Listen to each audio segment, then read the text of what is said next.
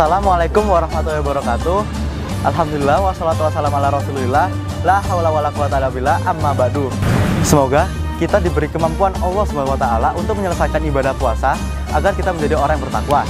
Sebagaimana di Quran surat Al-Baqarah ayat 183, la'allakum tattaqun, agar kita menjadi orang yang bertakwa.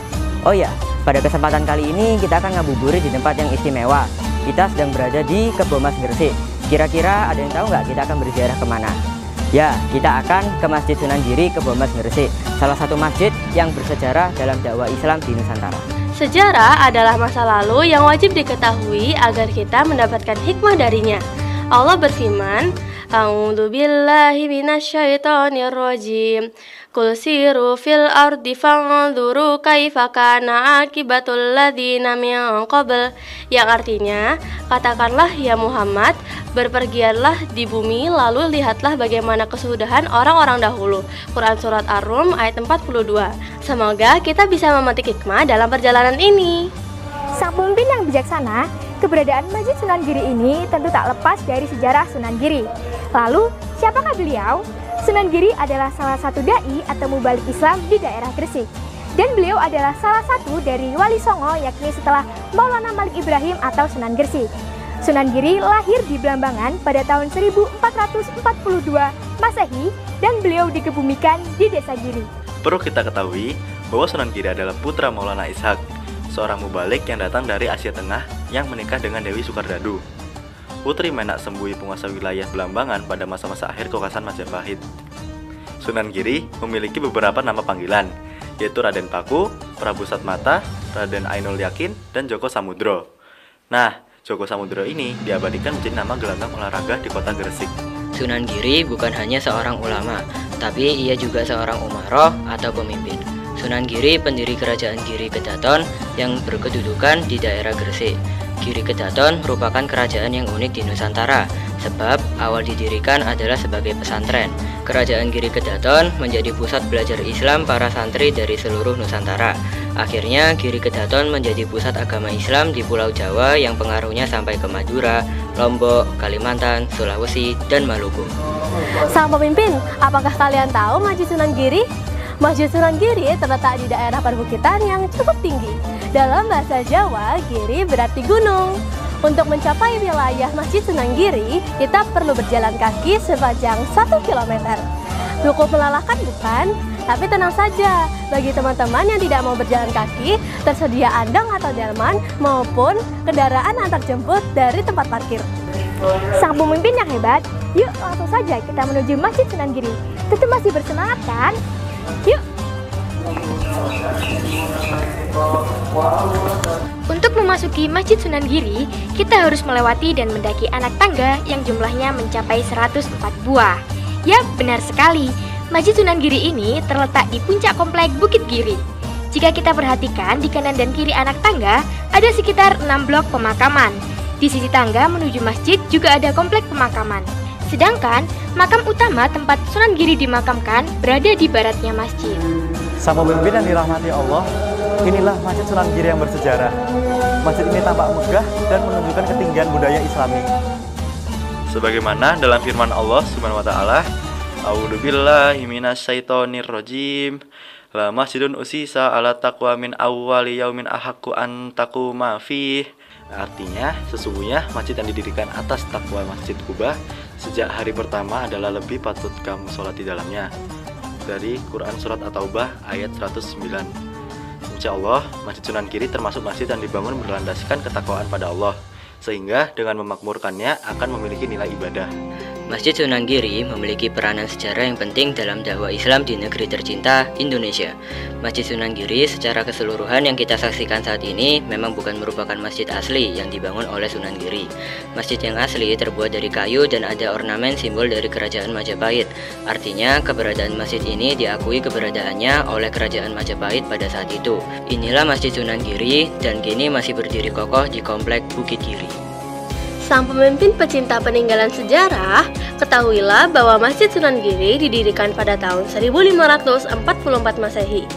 Mengingat kondisi masjid yang semakin lapuk dimakan usia, maka pada tahun 1857 Masehi dilakukan renovasi atau perbaikan untuk yang pertama kali. ada beberapa kali renovasi yang dilakukan untuk memperbaiki masjid ini.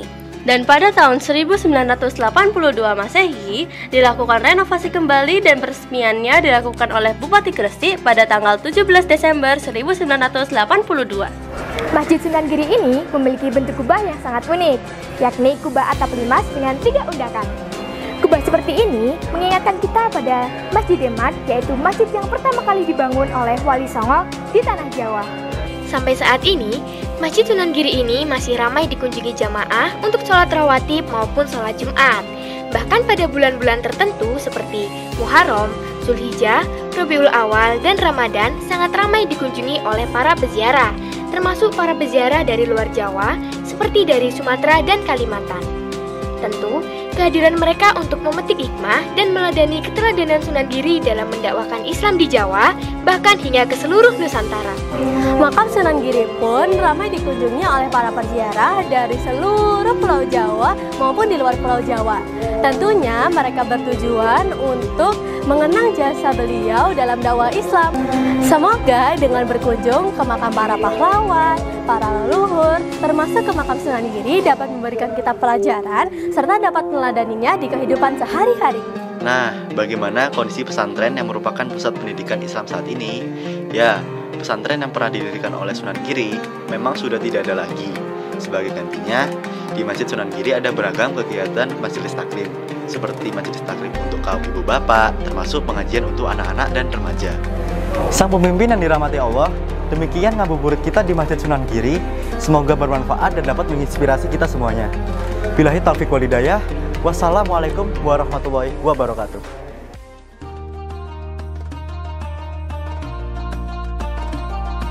Assalamualaikum sang pemimpin. Bagaimana kabar kalian? Nah, sambil menunggu buka puasa, kali ini kita berada di kawasan khas dari Surabaya, yakni kawasan Sunan Ampel, Surabaya.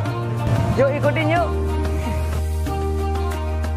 Sang pemimpin, buat kalian yang warga Surabaya, tentunya tidak asing lagi kan dengan masjid ini. Salah satu tempat wisata religi yang ramai dikunjungi umat Islam dari berbagai kota di Indonesia. Bahkan, banyak pula turis asing dari luar negeri yang datang untuk berziarah juga mengetahui sejarah Islam yang ada di kota Surabaya.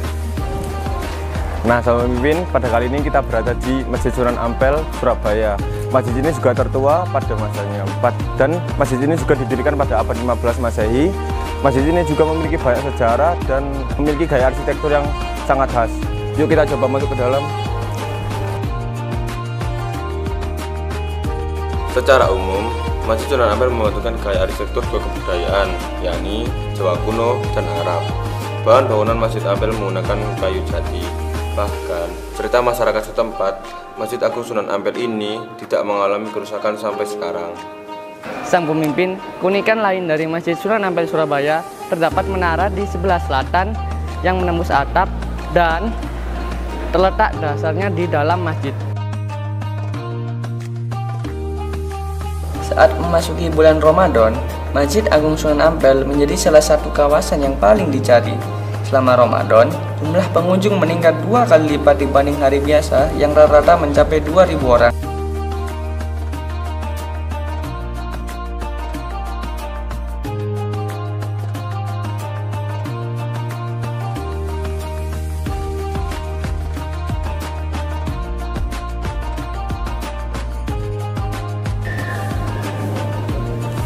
Sang pemimpin, kali ini saya berada di makam Waliullah Raden Ahmad Rahmatullah atau yang biasa kita kenal sebagai Raden Rahmat atau Sunan Ampel.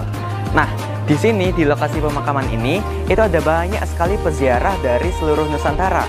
Nah, mereka ini datang, para peziarah ini datang dengan tujuan untuk berziarah ke makam Sunan Ampel beserta makam tokoh-tokoh Islam lainnya. Nah, karena di sini tetap termasuk sebagai pemakaman Islam, jadi berdoanya tetap kepada Allah Subhanahu wa taala. Nah, sang pemimpin, di sini selain makam Waliullah Sunan Ampel, juga terdapat makam-makam lainnya loh. Contohnya seperti makam Mbah Sun Haji. Mbah Sun Haji ini dikisahkan dapat melihat posisi kiblat dengan melubangi dinding masjid, sehingga juga dikenal sebagai Mbah Bolong. Selain itu, juga ada makam Mbah Soleh yang dikisahkan sebagai petugas kebersihan Masjid Sunan Ampel yang meninggal sebanyak 9 kali. Wallahu a'lam bishawab. Sang pemimpin, buat kalian yang ingin berbuka puasa di Masjid Sunan Ampel Surabaya tidak perlu khawatir nih, karena di sini terdapat banyak sekali takjil yang sangat khas, seperti roti Maryam, sambosa, martabak, dan lain sebagainya. Nah, sang pemimpin, itu tadi safari Ramadan di Masjid Agung Sunan Ampel Surabaya. Semoga safari Ramadan kali ini bisa menjadi informasi dan ilmu yang bermanfaat